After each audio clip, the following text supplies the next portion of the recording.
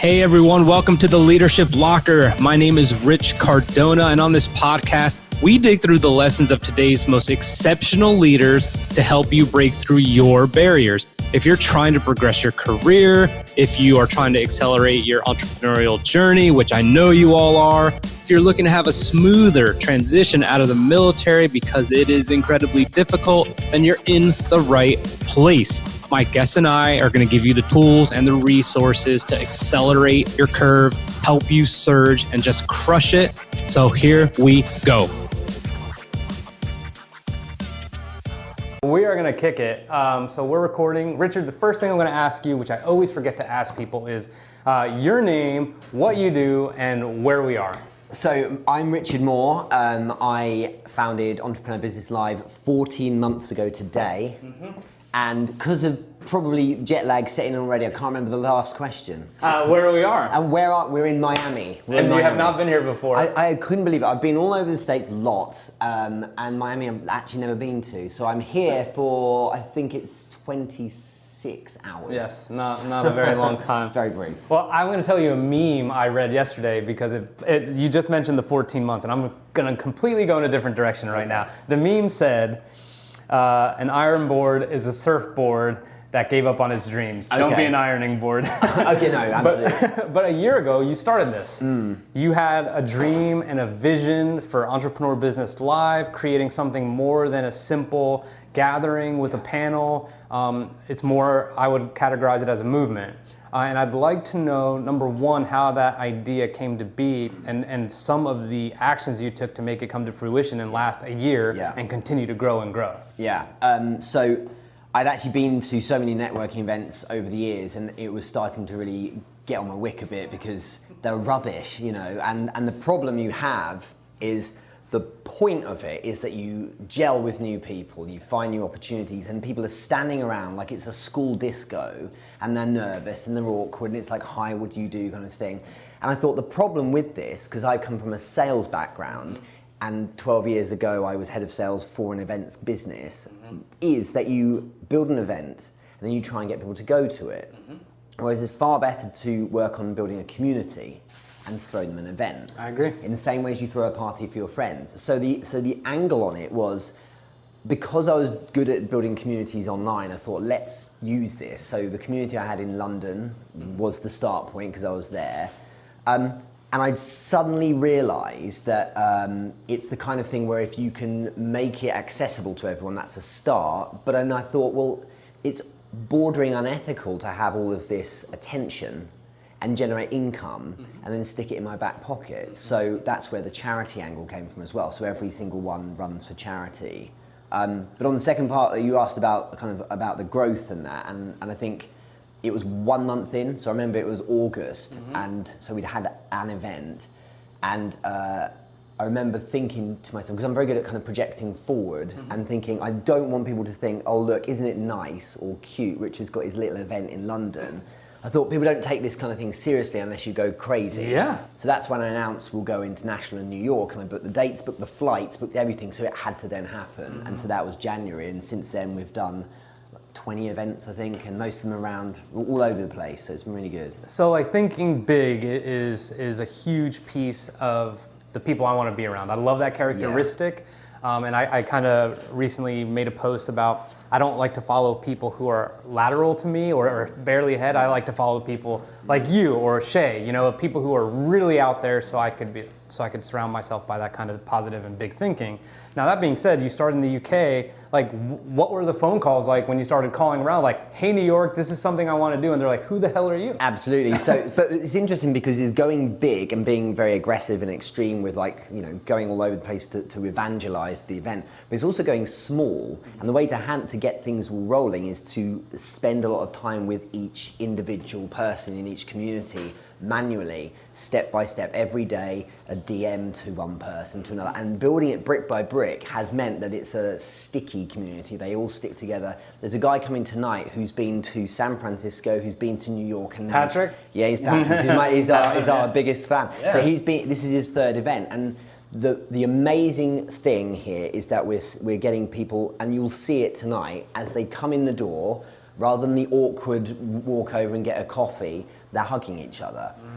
That will happen tonight because the community is a bunch of people who know each other. So that's where this success can really come from. And I just think it is good to be expansive and extreme and push yourself, but at the same time, it only works when you work in the little things. Absolutely. In the trenches. So I'm thinking about what you mentioned earlier about how you realized you were good at starting communities. And I'll give you an example of, I know how important it is, but I want to give you an example of one I'm in. It's a fitness community, and it's actually, his name is Jordan Sayat. He's Gary Vee's personal trainer. Right. His community on Facebook is 1,000 strong, but it is unbelievably, unflinchingly honest. People saying, I had 2 cheeseburgers today, or I haven't been to the gym in this long, and everyone supports each other, and it is deep. It's an unpaid community, and it's incredible. So I know the value. And then I'm part of other groups. I'm like, what is happening in here? Yeah. So how did you determine, or how did you begin to realize what it takes to form a community, and what are the types of things that go into that for people who want to do it? Yeah, I kind of fell into it in a way because in 2015 is when I started pivoting more to online coaching and consulting work because I still do a lot of that. And on Facebook is what I use to begin with. And I thought, I'm in other people's groups and I'm connecting and things like that, but I need my own. And my own group means it's my territory. And that's not necessarily so I can just fish in it and close people, but it's, it's a group of like-minded people who have the same kind of ethos. So I started a group then, which became an entrepreneur business group. So it's been running now 4 years, and it's amazing. It has all of these events streaming into it live, so they'll be able to watch them all over the world tonight. And it's really important, this group, because it allows people to connect and find new opportunities and things like that. But what it requires is literally every day, with no exception, you have to host that group. And sometimes it's not so great, and I'm not showing up as well as I might, but I still do something every day, without question. If I'm in that group and all these people are in these groups and I have questions, and maybe, I'm kind of showing my greenness maybe when it comes to entrepreneurship or whatever it may be, how do you determine what is good for the group and what is not good for the group? Yeah, it's as the person it's a really good point. And so I have a slightly unique approach here, which is I don't let everyone post in it. I curate the content. And a lot of people get their backups about it, but after a while they appreciate it and they realize that it's a very good thing, because rather than me being the only one allowed to post and doing it once a week, I'm posting every day there. But the posts aren't me flexing, the posts are conversation starters. It will be things like $50 to the best comment, or what do you do? Share, because then other people can help each other. And there's so many instances over the years of people finding things out about each other and being able to say humbly, I've got this problem, and then someone going to help them. Yeah. And so posts like that is about building a community. Isn't just talking to them, it's bringing them in. Yeah. So there's the giveaways. There's, the other day, it's not much, but like, this book's really good because I've read it. It's helpful for this kind of community. Best comment gets a book, Yep. and just things like that. So every day, that kind of thing. It's building community genuinely means giving it depth as opposed to hoping they'll show up for you. So I suppose the short version is I take actions that I hope will map to me earning their engagement in the group. Yeah. I feel like that's certainly happening. I mean, you're live every day. I mean, and it's funny because I've seen you live, and I'm like, wait a second. I think I'm watching on LinkedIn, but I just got a notification. He's on Instagram. Well, text all over the place at the moment. But yes. I kind of imagine like that movie Swordfish. Like you have all these things going on, and it just makes me laugh, which makes me want to talk about live video, the power of live video. And tonight we're going to be talking about live. This is my element. I love it. I'm learning it, and it's been very good to me. And I want to be good to the community by trying to empower them and help them understand. When was there a major shift for you in your mind when it comes to video kind of outperforming everything else that's going on? The thing is, because I've been working in interfacing with people and selling for 17 years, I know that, and I'll explain it tonight, the more of you give to them, the more accessible you are, video therefore, rather than say text, the more people will get familiar with you and the better things happen from it. And I remember when Live came out on Facebook and I was like, I've got to do it. Simple as that. And there's no like, oh, but I'm nervous. Just do it, because it will help you more so it gets done. And it's thrilling. And the reason why, especially live video works, is not only are they accessing you, but you are accessing them real time. Yes. And whilst that's obvious, what it really means is they're showing up and in the moment asking stuff and speaking to each other, and you've got that party happening right there, and it's phenomenal, and it's a great way of solidifying that community even more.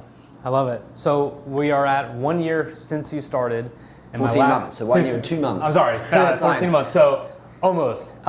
So we're right there, and my last question to you is, at the 2 year mark then, or 26 months, whatever you want, what do you want to be able to say at that time? I'm glad you asked. And that wasn't set up. No, we didn't prepare. So next year, my big focus is moving into Asia, because I personally don't have a footprint there. So we're starting this process of rolling out city hosts. So we've already gotten for places like San Francisco and LA and New York and so on. But I really want to be in Tokyo, in Hong Kong, in Singapore, and doing events there. And so that's where we're going to be focusing next year. But it's very much, it really is a movement, it's giving, whilst keeping it at arm's length, is giving this much more to the people. And that sounds ridiculous, I know, but what it really means is letting people run these events so that I don't have to fly all over the world. And people think, oh, that's really cool. It's not, it's really tiring. And I've got 2 young girls and a wife. I love spending time with them. I'm the same. And what that does is allows this to flourish, because I only have so much bandwidth. And if I'm stepping back a bit, it means that more of these events can happen more frequently. And I'm not going to reveal it, but I'm working on a new event proposition next year. So a completely new thing, slightly different format. And I want to be able to turn my attention there once this has started moving. So that's excellent. 2 year mark. I hope that's happening. Well, thank you for all that. I really believe for the veteran community or those who've served when they get out, one thing that we long for is a continuation of that type of community, but inevitably you have to immerse yourself with people unlike you and find a new tribe, so to speak, because it's just not how it is. And I think this is going to be good guidance on how to start a group or conceptualize a group and make something happen. So you're a great the good example. news is there's always groups out there for you, but they don't necessarily engage the way you want. And so there's nothing wrong with going to host your own party, I think. I like it. So thank you very much for your You're time. welcome. Thanks so much, Rich. We're going to go do our thing outside after this, and thank you for coming on. You're welcome. All no right. problem.